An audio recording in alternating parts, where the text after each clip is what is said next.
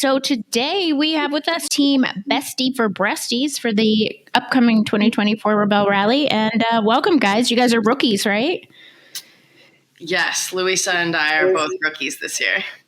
All right, awesome. Tell us a little bit about yourselves and your Besties for Breasties. Why did you pick that name? I'm going to let Lou take the lead on this one because she was definitely the spearheader of this. I think the Rebel has been something that I've wanted to do for a long time and didn't really have the courage or the time or the resources to do it. And November 2022, I got diagnosed with breast cancer. So had been battling that up until December 2023. And towards my last few treatments of chemo, I was like, you know what? I'm going to do everything I want to do. I'm going to hit everything on my bucket list. And the Rebel obviously was one of those things. And there's very few people on this planet. Actually, the only person on this planet I think I would do this race with or rally with is Jordan. So I called her up and I said, hey, I want to do this thing that's called the Rebel Rally. She didn't even ask me what it was about. And said, yeah, I'm in. So that tells you a lot about our friendship. But more importantly, we also wanted to do it for a cause, not just for something that meant a lot to us, that would be challenging, difficult, more of a fundraiser, more to bring awareness to a cause that's near and dear to our hearts, which is Boarding for Breast Cancer. That is a charity that is set up to help women while they're battling breast cancer, afterwards during survivorship, getting them back out, getting them feeling themselves again, getting them out in the mountains, getting them riding again, offering them experiences that typically might not be in their budget or this may never have been presented to them, helping them build self-esteem. And of course, building awareness for breast cancer, monthly self-checks, and empowering women overall. Cool. So the name Boarding for Breast Cancer, what kind of boarding are you talking about there? Well, it's actually, it started as a snowboard charity, but they've actually branched off into many different sports now. They kind of stick to the action sports world. And originally it was started by a couple pro snowboarders who had all also been diagnosed and affected by breast cancer. And I think they all just had that same feeling of just losing your confidence. Even though you were top level in your sport, something like that can really just alter your mind. And I think their goal was, let's get these women back out there doing those sports. And let's also inspire other women to be more aware of this concern, because the stats show that if early detection, the success rate of having surviving it is outstanding. So the more we can get women checking themselves, getting exams, the more we're going to help women across the board. And so we kind of got involved with them about a couple years ago. I did a couple snowboard events with them. And then Lou and I went to a cat skiing trip for women's that they pretty much host as well. And we just kind of fell in love with the charity and what they do. They're just awesome. They just want to empower women and bring them back to the badass life that they came from. Okay. So this was something that you guys were involved in before Lou's diagnosis, it sounds like. Yeah, it was very serendipitous. I think that was February of 2022. And like I said, I got diagnosed in November. And we were very moved and motivated after meeting the girls that were there at Baldface and just were very touched with what they were doing. There was a lot of charities involved, obviously, for a lot of cancer organizations, especially breast cancer. But this was something that I had no idea that was going to come spin my world and knock me off my feet. And then even more so, the minute I got diagnosed, I reached out. I'm like, how can they help? And they're like, you're not allowed to do anything right now. We want you to focus on you. But when you come through this on the other side, let's talk. And so it was kind of a no-brainer for us when we were doing the Rebel, we're like, we have to do it for them. And hence the name Beasties for Breasties. Was reading in your pitch deck, and I just am probably uneducated, but it says HER2 plus breast cancer. What's the HER2? So, unbeknownst to me too, I was very ignorant about the different types of breast cancer. I really wasn't aware. I knew there were different stages, obviously. So when I first got diagnosed in November, it was stage 1. And meeting with my doctor, they were like, it's not going to be a big deal. We'll do some radiation. You'll have a lumpectomy. And then my biopsy came back, and my oncologist sat down and said, I'm really sorry, Louisa, you're HER2 positive. What is that? And she goes, it's a super aggressive type of breast cancer. It's very fast moving, and we have to treat this a little differently now. So that being said, obviously my treatment program changed, and we jumped straight into chemo within 2 weeks, and started 10 rounds of chemo. Then in April, I had a double mastectomy, and then July and November of last year, 2 more reconstructive surgeries, and during that time, started another 8 rounds of chemo. My last one was December 19th, 2023. So they didn't take it very lightly. They were super aggressive in their approach. And luckily for me, it was just stage 1, even being a super aggressive type of cancer. They didn't find it in my lymph nodes, which I'm super grateful about. And, awareness now of the different types of breast cancer that are out there. So again, like Jordan said, these just monthly self-checks, making sure when you see your doctor at any age to talk to them about whether it's a mammogram or an ultrasound or whatever fits best for you and early detection. Because had this been stage 4 HER2 positive, I might not be sitting here talking to you guys. Self-check is like just obviously hitting so close with Lou to me. Like, I wasn't self-checking. I wasn't asking for ultrasounds. I'm like, oh, I'm young. I don't need to worry about that. And this was a huge wake-up call that, yeah, you do need to worry about that. And unfortunately, the numbers are showing that it's showing up much earlier. I'm having tons of girlfriends now that are in their mid-30s that are getting diagnosed, and we haven't seen those numbers before. And so now, like, I told Lou yesterday, I went to my doctor and I was like, I want an ultrasound. I want to be sure, like, we can't be too sure, especially considering how prevalent it's becoming. It's actually kind of shocking how it's popping up everywhere type of thing. So. Yeah, I would say it's definitely kind of wild and scary that it's popping up in younger and younger ages and stuff. So, I mean, I've been hearing, not a lot, but hearing it even closer to like, late 20s and stuff. And it's just like, wow, like that's not something we would have expected, a few years ago, where it's like, oh no, it's when we're older, like, oh, you don't need, mammogram until after you're 40 or something. It's like, I don't know. This isn't the case anymore.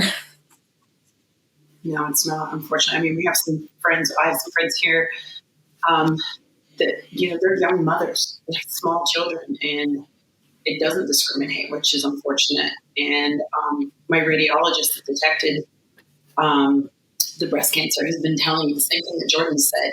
We are seeing more and more in younger women, and I'm not sure if it's environmental or what the cause is. So to bring awareness now, it's not your mom's and your grandmother's disease anymore. One thing that I didn't even know was a thing was a girlfriend had confided that she had been diagnosed, and I started asking her, because of the knowledge I had learned from Lou, like, what kind of cancer is it? What's the process? And she explained to me that the hormonal changes from her being pregnant is what directly caused her to get breast cancer. And I didn't even know that was a thing. So she educated me that it's a huge thing, that pregnancy actually produces so much estrogen that you get breast cancer while you're pregnant. And I'm just like, wow, there is a whole world of this that I feel behind on the knowledge, and I want to know. I want to know how to be safe about this. I want to know how to talk to my friends about it, and it's pretty wild. But like I said earlier, if we can just get to one person and say, hey, go self-check, or like go get an exam. That could be the difference, you know? And Lou and I, that's like our goal, is to just get people thinking about it. I hope in some small way we can help you spread the word in our small corner of the world. Well, we appreciate that opportunity. Absolutely. Yeah. Well, obviously, Lou, we're glad to have you still here on Earth with us. And I just met you recently, both of you, and you guys are amazing. So we wanted to dive into your Rebel training and your journey to the Rebel. So again, I was reading your pitch deck, and Lou, it sounds like you've known about it from the beginning. Not well, or the early years, not from the very beginning. I met a lady in Portillo in Chile on a skiing trip, Wendy Fisher.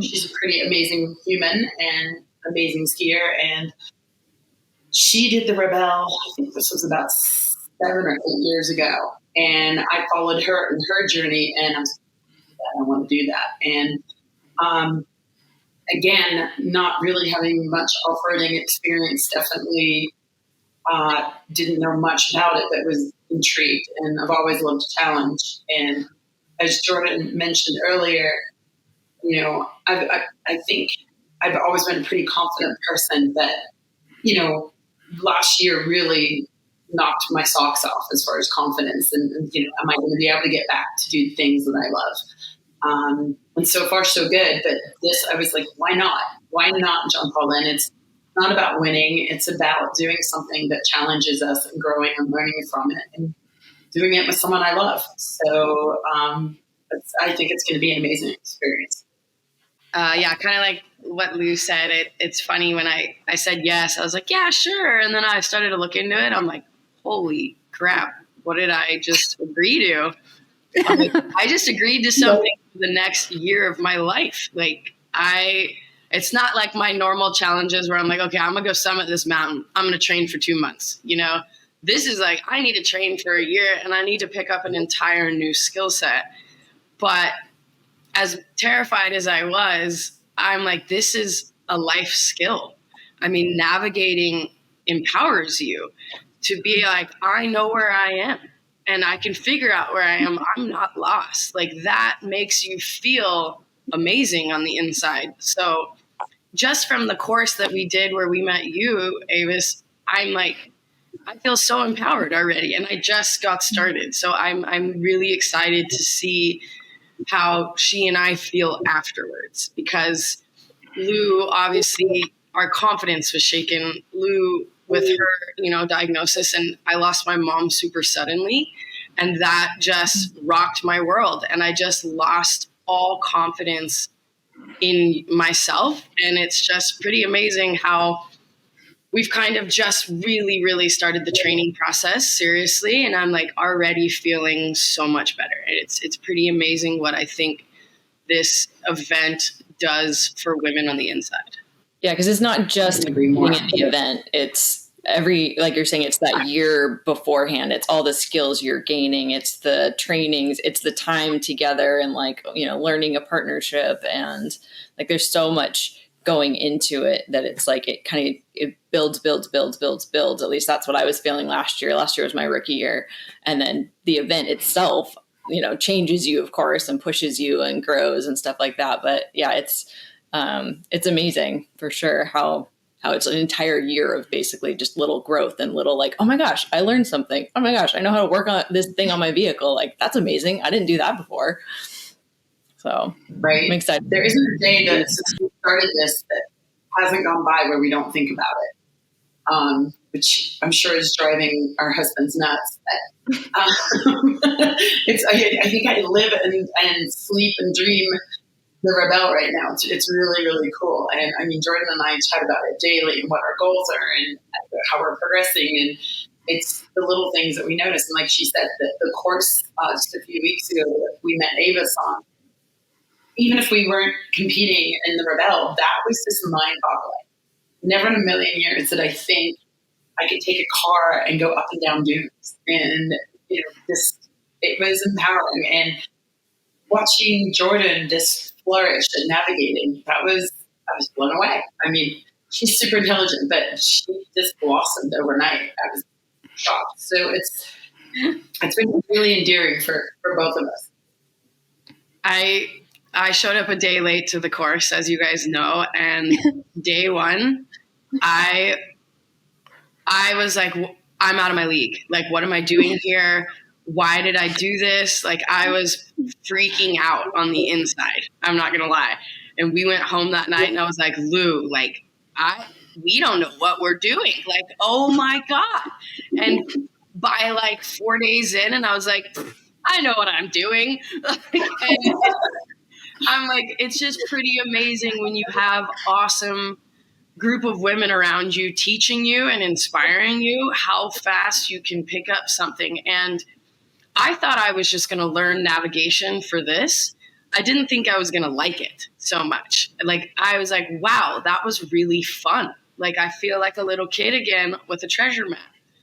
And so it's going to be really cool to see how we feel afterwards and where it might take us. Like, I'm pretty excited to see maybe this will open up a whole different avenue that wasn't on our radar before, you know? Absolutely. Yeah. A lot of people say that the Rebelle is life-changing. So it'll be interesting. Maybe we can do a follow-up after to see if you guys would agree that it was life-changing. But yeah, Definitely. I remember being you, Jordan, my first year. Like, I learned all the basics before I went to my first class. And after my first class, I came home and my husband, Rob, was like, how was it? And I said, let's go stand at the edge of a field. Now you tell me what 10-foot circle you want to stand in and we can go there. I was like, isn't that amazing? Like, we can just find that circle. And so, yeah, I agree. It's a pretty amazing thing. Like, not just learning it, but then actually putting it into practice and that feeling of, yeah, I might not know exactly where I am at this moment, but I'm not really lost because I could get us somewhere. And it's crazy because I've done a lot of mountain exploration, obviously with my snowboarding background. And so I felt pretty good. Like, oh, I know how to get around. No, this is completely different. I've always used Garmin's. I've always used Gaia. And like, just the next step of like, yeah, all your technology fails you, you are okay. And that is such a cool feeling. I was super cocky because years ago I had, had some sailing experience with racing and deliveries and whatnot. And I was like, it's fine. It'll just be like sailing. Nope. Very humbling. School day one. Yeah, but with your sailing background, Lou, there's things that totally made sense to you. Like, you understand dead reckoning, and I didn't even know what that was. You know, like, we're hoping, not coming from a car background really for either of us. Like, I definitely have off-roaded living in Vegas, but like, I wouldn't say that I'm an off-roader. We're hoping that all of our other skills from different things we've done in life come into play. Like, we found that dune driving is very similar to snowmobiling, and we do that a lot. And we're like, okay, you read the terrain quite similar. And the same with, the loading of slip faces with sand. It's the same with snow.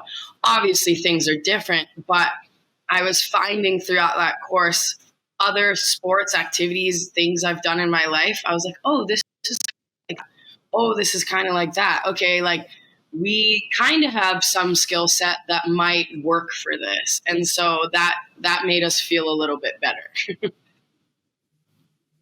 Yeah, it sounds like you both have a lot of things in play that will definitely help during the rally. So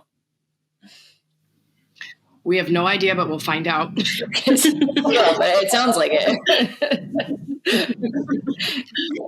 Jordan, when you showed up to training, you're like, I had no idea. Everybody knew you had no idea because you would stand in the middle of everybody and be like, I don't know what's happening here. I have no idea what's going on. What is that? And am I supposed to know how to use it yet? It was just like, it was very entertaining. As long as I was honest, like, because I knew I was going to ask stupid questions. And I'm like, as long as they know that I have no idea, they won't make fun of me for these stupid questions.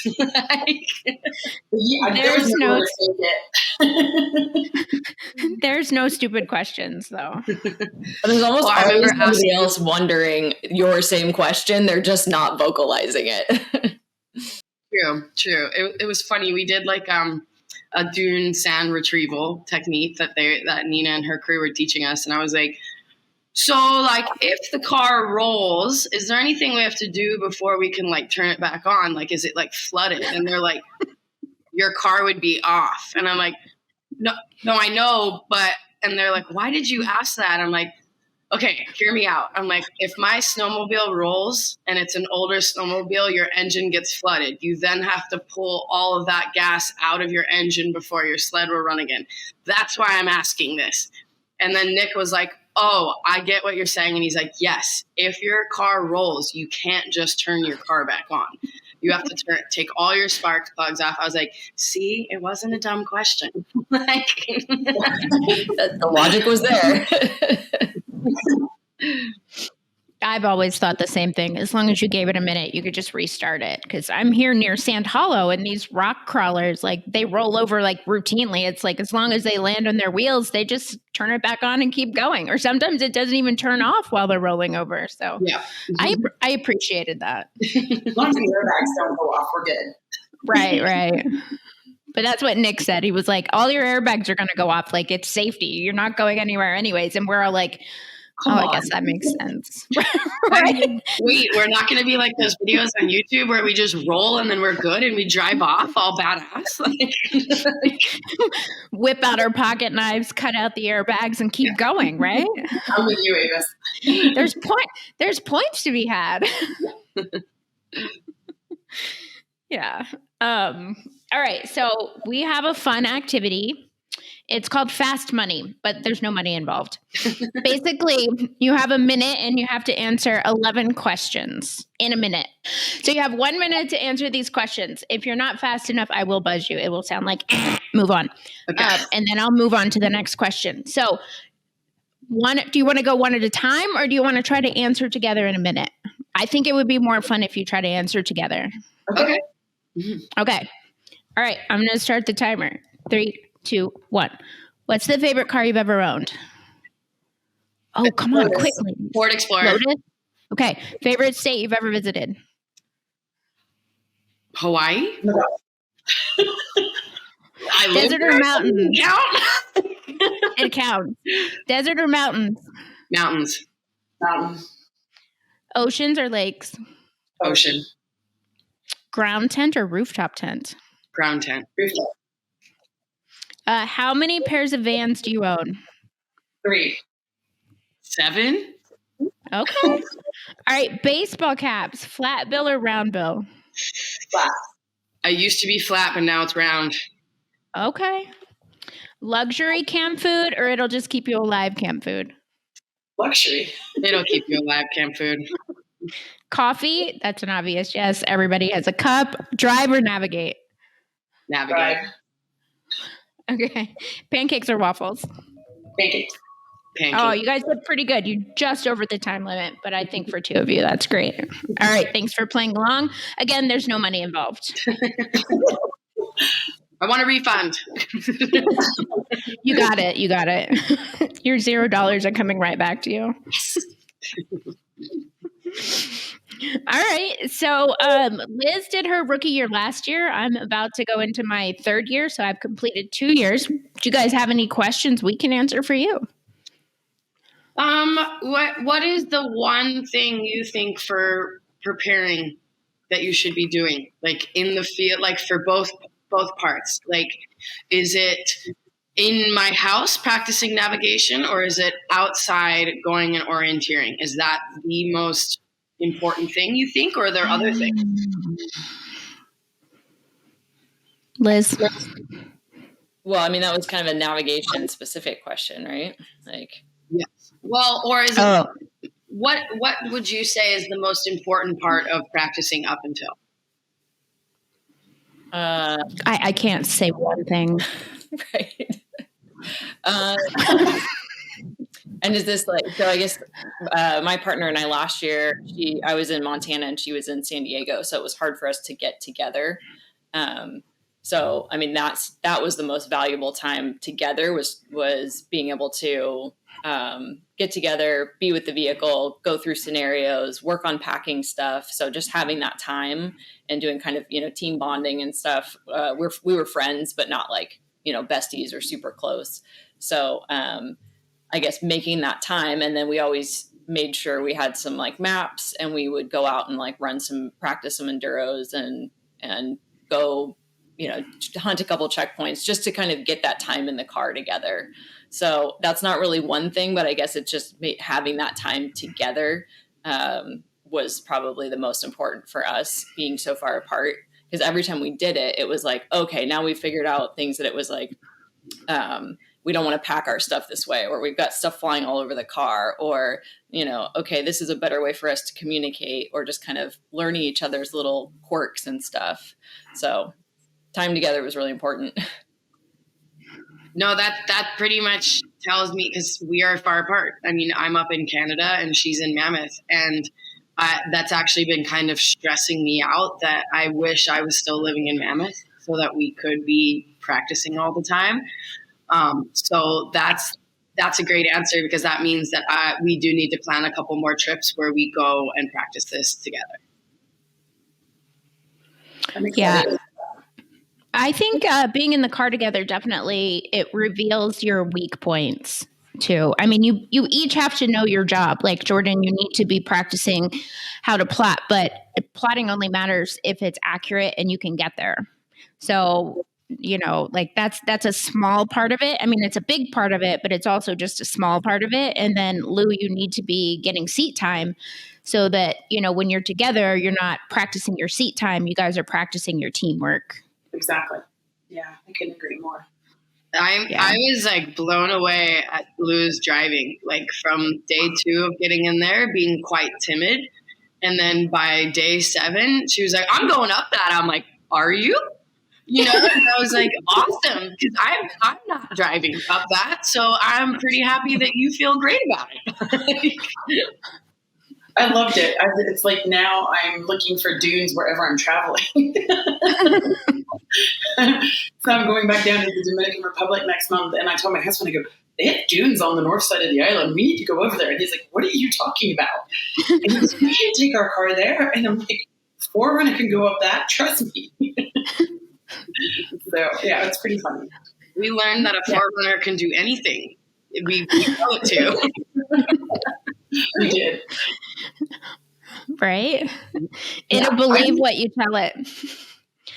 So when you guys were apart, Lizzie, with your partner, were you having like Zoom or Skype dates and like going over plotting together? Like, what did your practice look like from afar? Yeah, our practice from afar. So we didn't really do a lot of like Zoom dates. We did a couple of them. So we did a couple of those, and then we actually would Marco Polo each other a bunch. The app where it's like you video back and forth. And so I would send her some, and then she would send me some. So it'd be like I'd be driving and I'd have ideas or things for us to work on, or like, hey, maybe this packing would work better for us. So I'd do a little video to her, and then she'd send one back that day. So we'd send little videos back and forth a whole bunch, because that just worked with our schedules and stuff. And that worked for us. Mm-hmm. We did a couple of the Zoom dates where we'd get on and like go through some maps and go through some things. We didn't really do a lot of like plotting together. And that was, I realized that was kind of, I think, a weakness for our team. Like Nat was the navigator and I was focusing on driving skills, and I learned the navigation and plotting, but I didn't learn it. Like I didn't really learn it. And so she was really focusing on that. And so when we got into the rally, there was a lot of things that we'd get places, and I just didn't I hadn't practiced enough with navigation to then be able to kind of help her as I'm looking at the map going like, I don't really know how to help figure out where we are. So that's something I'm working on this year going, okay, I need to understand and like really know the navigation better. But that probably would have been good for us to like be on a Zoom and like kind of actually like plotting the same points together and going over our maps and stuff.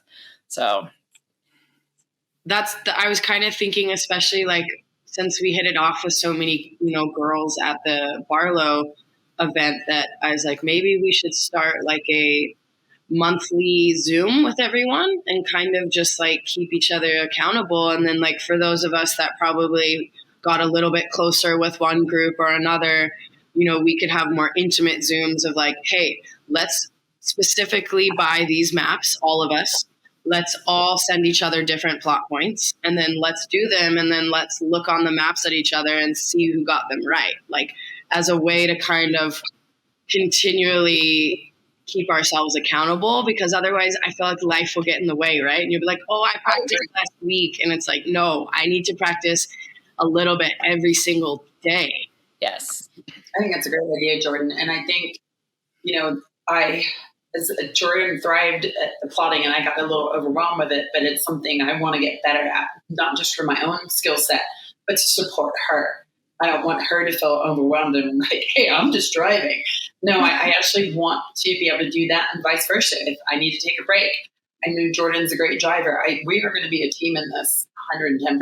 So I think that's a really good idea, especially with her and BC. Awesome idea. And now that you've given us that advice, Lizzie, I just have to go up to BC a little more to see Jordan. Oops. Oh, darn. I'm snowboarding or skiing. Don't tell Dan. And these sound like excellent team bonding trips. Exactly. I think for me, my first year especially, and it continued a little bit into my second year, although I did improve my second year, is understanding topo. Like my first year, I would be like, okay, yeah, I mean, I see the lines. We're either going up or down. And my driver was like, well, are we going up or down? And I'm like, I don't know. I'll tell you when we get there, when we're either going up or down. So like really like I've been focusing on really understanding and learning how to read the topo. And I think that's a great skill too. And you don't have to be, together to practice that. And you could both practice that skill. I know Liz and I are really focused on communication. And so that's a big one too. Like, how do you want to communicate with each other? I know at Barlow, they talked about a safe word. I've never had a safe word. Did you have a safe word, Liz? We had one. I don't think we ever used it though. And it was more if we needed like a 5-minute break or something. So our safe word was more like, I think we were like, we'll take a goat 5. Like it was more like we need 5 minutes to like whatever that is, snack or just like, get our head in the game or whatever it was. So I can't remember if we actually used it or we just joked about it a bunch in the car. So we were pretty good about like if we needed a snack or we needed a few minutes, just communicating that. So follow-up question. Should you ever have used the safe word when you didn't? I don't know. Sounds like you didn't need to. I think Jordan and I just made a safe word because we just wanted to say it and make each other laugh. Right. Yeah. I think that's good too. Just having like the things that'll like get you laughing and stuff when there's like been tense moments or, one person feels like they've messed up more than the other or something. Like you're just, I had those, I'd be quiet and I'd be in my head or something. So just having things that kind of like make you laugh or break out of it. So for each other. Yeah, I mean, and I like experienced that. There was one day where I plotted all the plots and I was so proud of myself. I was like, I did that so fast, and come to find out I did them all wrong. And I was just like deflated for the rest of the day. Like I was just like, man, now I can't really follow along properly. I have to copy plots. And I was just like, that to me was a learning lesson that like I needed to switch the way I was looking at it. Like, oh, I failed. Like, no, I didn't fail. I learned this 3 days ago. I shouldn't be holding myself to such a high standard. I'm here to learn and to mess up anyways. But it's pretty crazy how you can get in your head, right? With one little thing can just completely change your mindset and your trajectory. Yeah. And Lou and I really, really talked about our mindset, and we've talked a lot about breath work. There was a moment where Lou got a little frustrated and I grabbed her by the shoulders and I was like, I need you to give me 10 big breaths right now. And she was like talking. I was like, 10 breaths now. And she did. And we both got back down to a level where we could be like, let's fix what's going on. And so the communication is going to be key. And it's funny because I was like, Lou, we're going to have some pretty tense moments. And she was like, no, we're not. I'm like, yes, we are. Like, we are, like best friends. We think the same. We talk the same. This is a very high pressure thing, and it's made to put you under pressure, right? You're timed, you're out in the middle of nowhere. And from my experience doing similar type of thing, which has never been in the road world, but other worlds of my life, I have been in team situations where you're like, and so I have learned that like, we just need to talk, we need to breathe, and then we need to come back to it with clear minds. And so that we felt that a little bit during the course. So I'm feeling pretty confident going into this that even if one of us screws up, that we'll be able to roll out of it pretty quickly. That's the goal, right? I mean, who knows? Like, it is the goal. And I think also, just to touch on that, definitely communication. But I also realized one day I was beating myself up pretty bad because my first enduro ever, I'm hauling ass. And then she's like, I don't think they let us go this fast. And I'm like, no, it's fine. As they drift around a corner. And I go, oh no. She's like, what? And I go, I'm driving in miles per hour, not kilometers per hour. I was like, oh my God, I blew it. And I was so mad at myself. And I think we are our own worst enemy. And Jordan was just like, hey, take a minute. This is a practice run. It's the first time you've ever done or participated in enduro. I'm like, all right. And, she talked me back off the ledge. And it was so funny because the very next day, she was beating herself up because of the plots. And I was like, hold on a second. You got to give yourself the advice that you just gave me yesterday. And I think communication is key, but I think not beating yourself up too it is a challenge. And if it was easy, everyone would be doing it. And so just take a moment to appreciate you're putting yourself through, situations that are uncomfortable, unfamiliar, and learning and growing through that. And I just think, like Jordan said, building each other up instead of mentally tearing yourself down is a huge factor in being successful in any of this and in life in general. Yeah. We would both kind of hit each other. One of us would be like, God, I'm so dumb, and the other one's like, dude, you are not dumb. Change your lingo, how you talk to yourself, because just the way, like I read a lot of books on neurology, and like just changing one word, oh man, I messed up. And instead of calling yourself dumb, will put you in an entirely different headspace. So when we were in the car saying these things, I was trying to think of different ways of wording them to myself so that we don't put either of ourselves into that headspace. And obviously we're both going to get there. It's hard. This isn't made to be easy. But when you have a teammate that can see you start going that way and just kind of reel you back in is powerful. And I think that's what makes really good teammates. And I think our life experiences together, whether it's skiing or kite surfing or surfing, we have done that before. So the fact that we get to practice this again in a new environment, it's familiar, right? To support each other. So I'm excited for that. When Avis, you were telling me that you didn't know your partner, correct, very well the second Rebelle that you did. Is that correct? Yeah, I mean, we were sort of acquaintances when we decided to be a team. See, I didn't even know that was like a thing. I couldn't even wrap my head around someone going into this not fully knowing that person. But obviously talking with all of you, it's quite common. A lot of, vets that are awesome get together, even though they weren't super close. And I found that pretty inspiring to take on a challenge like that with someone who's an acquaintance. Like that to me is badass. I would not be able to do that. That's why they give you a shovel. So when you're in the I'm kidding. Actually, both years leading up to this year, I did not know my teammate super well. We're still so here's a lot on confusion.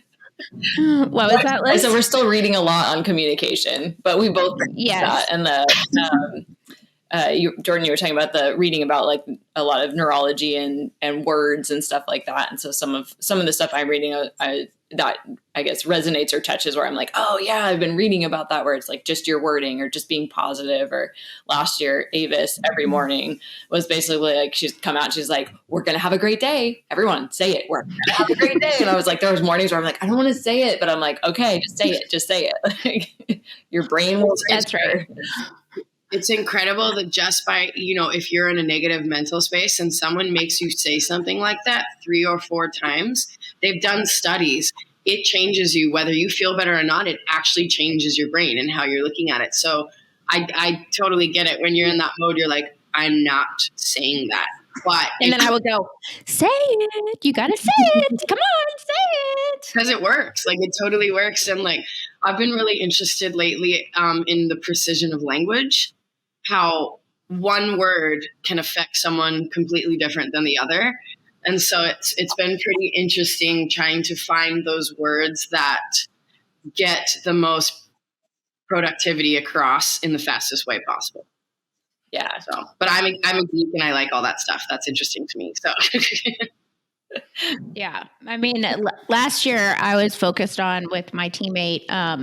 The brain doesn't know whether you're telling the truth or lying. So when you say to yourself, oh my God, I'm so stupid, like, you're not stupid and you think you're just saying something funny, but the brain is like, oh my God, maybe I'm stupid. And, like you said, if you say that enough times and the brain starts to believe it. So I know one of the conversations Liz and I had, I was like, so if one of us is wrong, we just say, no, you're wrong. And she was like, I don't know. I think we can find better words for that. I was like, okay, probably yes. Probably yes. Like, I try and never use the word no ever to someone in any part of my life. Maybe when I'm fighting my husband, but like that alone puts someone on the defense. Like, complete defense the moment you say that word. And so when, with my job being in the food and bev industry, I talk to a lot of people and I find that there's ways of being like, oh, that's interesting. I have also learned through research that this is a possibility, and it completely does not put the other person on the instant defense like they're challenging me.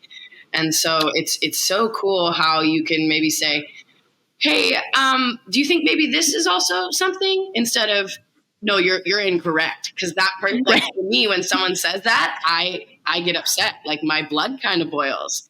But if they come to me and be like, hey, maybe this was incorrect, let's go back and redo this. And then I'm like, oh God, I messed that up. Sorry. Thank you so much for double checking, Yeah. Yeah. I think in the context you're talking about, that's a great approach. I am a personal trainer. I mean, I don't practice anymore, but so I had a lot of clients that were people pleasing and I had to work with them to actually be able to say no. Like, hey, Mary, can you do this for me? Like school PTA. And Mary's like, oh, my schedule is really jam packed, but I want to say yes because I'm a people pleaser. And so I worked with a lot of people just to be able to say no and to explain to them no it's a complete sentence. It requires no explanation or follow up. Mary, can you come help with the PTA? No. Yeah. So, I mean, I think there's a place where I guess it's totally. I mean, yeah. That wouldn't put you on the defense. That would be like, okay, right. You can't, no big deal. It's yeah. Someone is like making a statement, like, I think this is correct, and someone goes no, you're like, yeah, what? So Jordan, do you have PTSD from working with me for plotting? Because I'm pretty sure I'll be like, no, that's wrong. Let's see how we can do it better. I didn't hear you say anything like that. I found good. You were extremely helpful to me. Like, you excellent.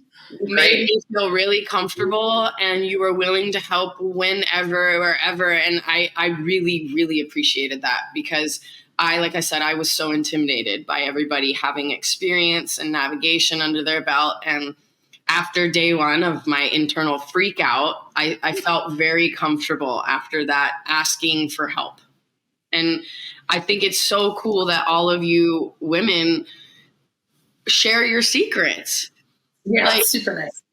That's not normal in a lot of sports. Like a lot of my friends are pro athletes and they would never share the trade secrets of why they do so well. And I find that so amazing about the Rebel that the majority of the women are like, this is how we do it. Hopefully you can do it as good. Like, I think that is such a common way to go about it. Like, yeah, I'll tell you how to do it. Hopefully you can figure it out better than us. Like, that's really cool to me. I was shocked too. I couldn't agree more.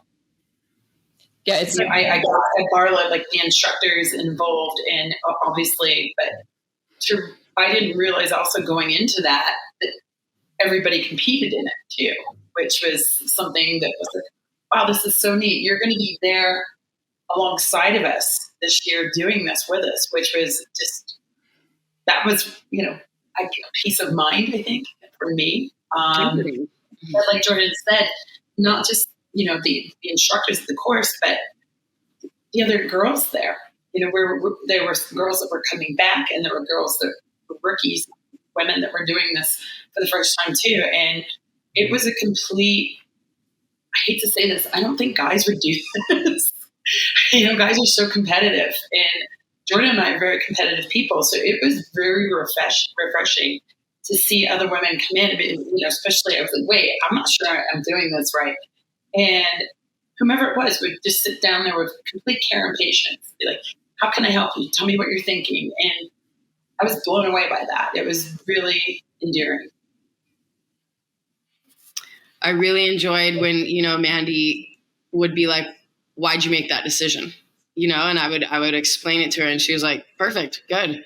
Or like, we would have like an outlandish idea, like we're going to go this way and this way. And she was like, well, you could, but what about this? And you're like, oh, wow, I didn't even think about that. Like, amazing. Thank you for showing me a different way to look at this situation. So I loved that course. Like, I wish I could do more of those. And I even contacted a bunch of people in my area, like, hey, do you guys want to go practice? And everyone's kind of written back like I'm a weirdo, maybe, because it's not total orienteering like the people I've been asking. So I'm like, I guess I'm just going to have to practice by myself and make my husband go put out checkpoints for me. Yeah, it's definitely not normal orienteering. So, yeah, you kind of have to just make it up as you go. Like, I like that it's like, go get your husband to throw points out or something. That was kind of what we did in Montana too. It's like my husband would help and he'd be like, okay, I'm going to like plot, like I'll find stuff on the maps and I'll send you guys there. Cause kind of talking to other people, they're like, oh yeah, let's like, I've done a course, let's go do this stuff. And I was like, but it's not quite the same where it's like, well, we're going to go take the compass and we'll go, walk in the woods and do it. And it was like, well, how about this vehicle thing? It's like, what are you doing? Yeah. Like all the orienteering companies I asked, I was like, can I pay anyone to coach me and just kind of help me? And they're like, oh, we don't really do that. I'm like, okay. Yeah. Well, I mean, if you ever get down into the States, I feel like there's a Rebel in almost every state now. And like you've experienced, we all are just looking for opportunities to train and just hit somebody up. I mean, chances are they'll give you a day or two of training. I was thinking of, because there's a few in Washington, and so that's close for me. So I was thinking about maybe trying to contact some of the Pacific Northwest girls and be like, want to meet up for a weekend? Like, so that's yeah. I bet their answer will be yes. I have a question for Avis and Lizzie. So after your first Rebel, if there was one thing you could have had in your car that you didn't previously obviously pack, what would it have been? I definitely took plenty of stuff my first year. I take a refrigerator. I know that's debatable, but I like a cold drink here and there because it's hot. You have no ice all week, and it's amazing how quickly society breaks down. And you're just like, if I could have some ice, that would fix the world. I still don't have ice in my refrigerator, but a cold drink is almost the same. Nice. Liz? I mean, mine is just going to be that I didn't prepare properly for how cold it was going to be in Mammoth. So I think that was mine, because I'm like, Nat and I did a lot of like packing was one of our things. We spent a lot of time packing the truck and unpacking the truck and figuring out like what we needed, what we didn't need.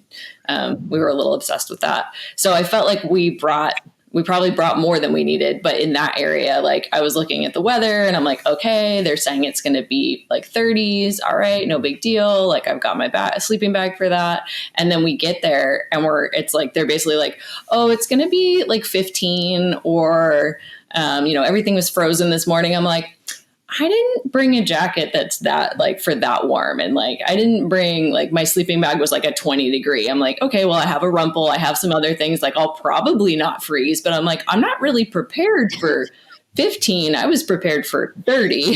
So for me, I would have brought, I guess my warm jacket and a few other things that would have been for, a little more prepared for the cold weather. So, but that was my own fault. I mean, I knew we were going to, so like I should have known like, hey, by the way, maybe bring stuff that's going to be for a little bit colder. Well, I mean, it's interesting, right? Because I know I've been watching the lives to try and just get any little tidbit of information. And when you guys were down in Owens Valley, I don't think anyone really knows, unless you're from Mammoth, like Lou and I, the inversion down there.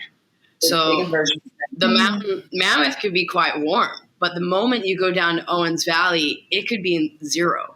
And so that is one thing. At least Lou and I know that area very well, and that the temps are going to fluctuate insanely there, depending on what's happening with October. I mean, it could be puking snow in October.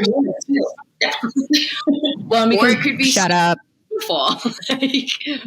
And because no snow, where base camp 1 is going to be until you're leaving from tech, it's like we're just going off of basically the information they've given us, which is like, okay, they give you elevation, like basic elevation of where base camp 1's probably going to be and a basic temperature for the week. So it was like, all right, cool. It's staying. I know we're starting in Mammoth. Okay, they're probably going to send us over into Nevada somewhere. Like if they're saying this elevation and it's going to be in the 30s, like, all right, I got it. So we had no idea that that's where they were sending us into like Owens Valley. So it's kind of that crapshoot of like this year. I'm like, all right, I'm going to make sure I have enough, like I have slightly warmer gear just to be prepared for that it's like, so. Because if they'd been like, "Hey, you're in Owens Valley," I'd be like, "Oh shit, okay, hold on." I'm prepared. It's pretty crazy. I did a lot of winter camping over the years, and so there's times like I'd be out at Virginia Lakes, which is like an hour north of Mammoth, and I was like, "Okay, it's going to be 16, 14 tonight. That's fine. I have all the gear for that." And my husband and I get there, and we didn't look at the wind chill of -16, and we were like, oh my God, we forgot. So you'll be ready. Yeah, exactly. We'll be ready this year. Yeah, and then we're gonna get fine. And we're gonna be like, we're dying. Yeah.